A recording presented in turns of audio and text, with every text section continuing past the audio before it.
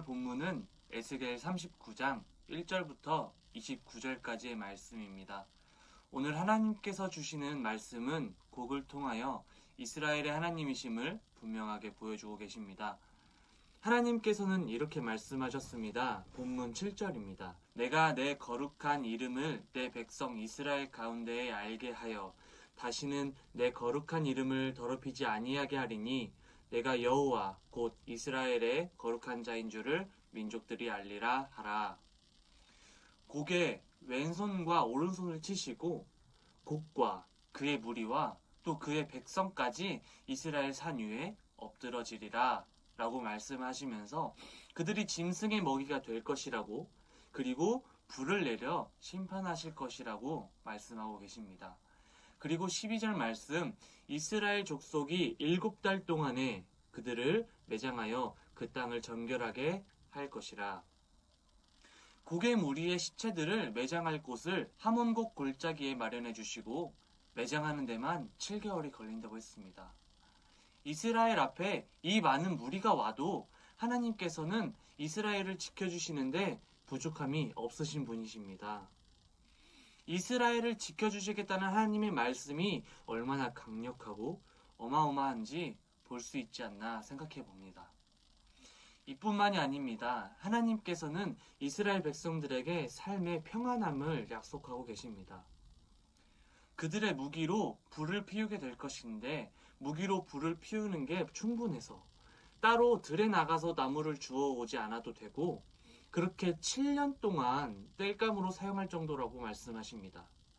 이후 본문 21절부터 살펴보면 하나님께서 행하신 심판들과 심판을 통해 나타난 권능을 통해서 하나님의 영광이 드러날 것이고 이 영광이 여러 민족이 보게 된다고 말씀하시면서 이스라엘 족속은 내가 여호와 자기들의 여하나님인 줄을 알게 된다 라고 말씀하십니다. 그리고 하나님께서는 말씀하십니다.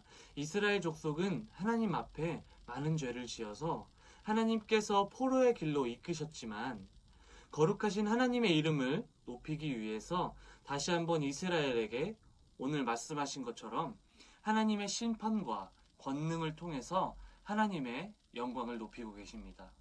이를 통해서 이스라엘 백성들이 삶이 평안해지고 두렵게 만드는 요소들이 없이 평안해질 때 자신들이 죄를 뉘우치고 하나님을 다시 돌아보게 되며 하나님의 거룩함을 알게 될 것이라고 말씀하십니다. 현재 포로로 끌려가 있는 이스라엘 백성들에게 이방 땅에 있는 이스라엘 백성들을 한 사람도 빠짐없이 고국으로 돌아오게 할 것이다 라고 말씀해 주고 계십니다. 오늘 하나님께서 주시는 말씀을 통해서 모든 일을 주관하시고 모든 일을 하나님의 거룩함과 하나님의 영광을 드러나는데 사용하시는 하나님을 만날 수 있었습니다.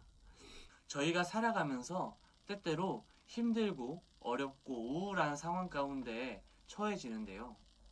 그때 하나님께서 주시는 은혜를 경험했을 때 그 은혜에 감사하지 않고 당장 어려운 상황들에 불평하고 하나님 앞에 때를 쓰지는 않았는지 생각해 봅니다.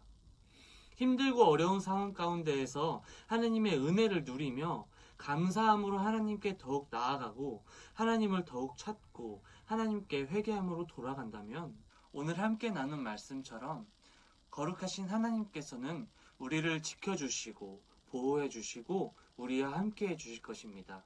오늘 하루도 하나님께서 여러분과 함께 하십니다.